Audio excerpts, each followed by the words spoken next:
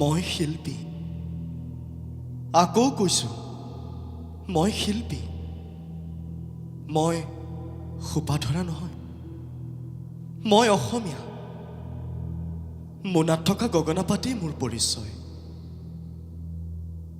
এবাৰ শুন, মই বজাই দিওঁ।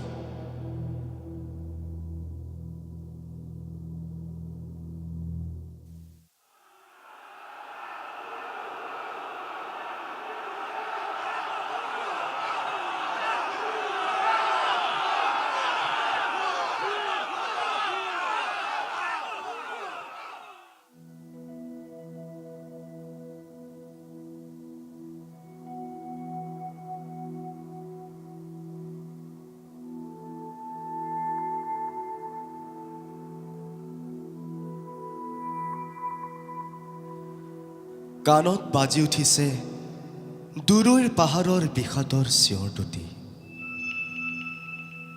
নিজান ৰাতি সাৰ পাই উঠোঁ সেই পাহাৰৰ মাজত প্ৰতিধ্বনি হৈ বাজি উঠা চিনাকি চিনাকি লগা চিঞৰ দুটাক লৈ। এতিয়া পাহাৰবোৰে শুব নিদিয়ে।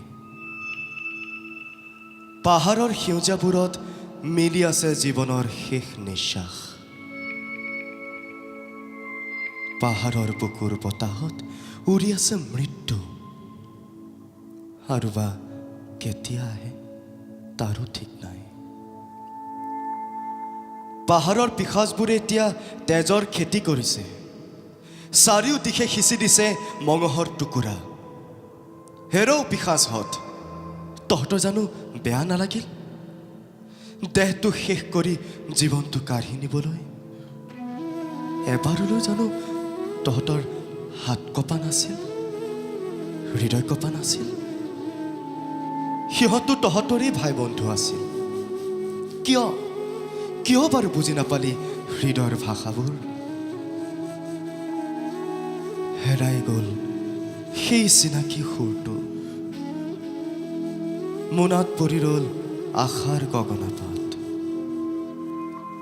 পাৰ যদি ঘূৰাই দে সেই সুৰবোৰ, বাজি উঠক ধৰণী কঁপাই।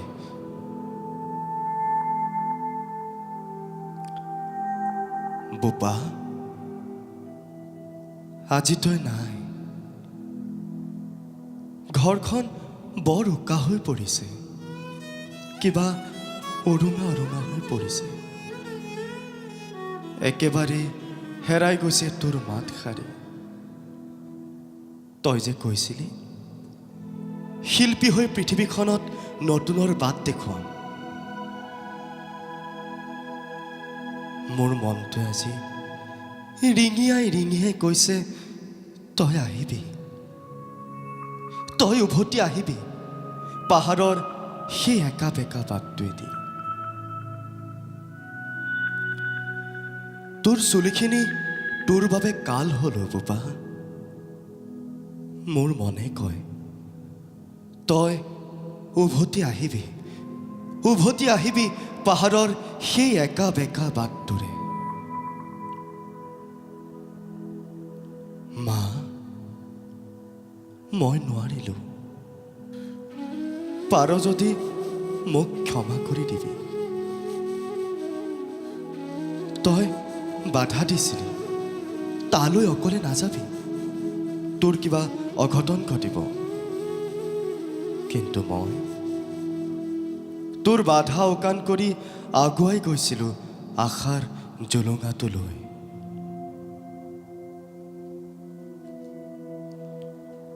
সিহঁতে বুজি নাপালে মোৰ দুখবোৰ, মই বিচৰাবোৰ। মই চিঞৰি চিঞৰি তোৰ আৰু দেউতাৰ কথা কৈছিলোঁ মা, কিন্তু সিহঁতে নুশুনিলে। সিহঁতে মোক খুচি খুচি মাৰি পেলালে। দেউতা আৰু তোৰ কথা নুশুনিলেই বাৰু, কিন্তু মইতো চিঞৰি চিঞৰি মাটিত বাগৰি বাগৰি বুকু ঢকিয়াই কৈছিলোঁ, মই অসমীয়া, মই অসমীয়া, মই অসমীয়া বুলি। সিহঁতে মোক চুচুৰাই লৈ ফুৰিল মা। মই অশান্তি পাইছোঁ। ময়ো মানুহে। মই আশাৰে বাট চাই ৰৈছিলোঁ। কি জানিবা কোনোবা এজনে আহি মোৰ জীৱনটো ঘূৰাই দিয়ে, হাতত তুলি দিব মোৰ গগনা পাত। কিন্তু সিহঁতে বুজিও নুবুজাৰ ভাও ধৰিলে। ইমানতে মোৰ অন্ত পৰিল।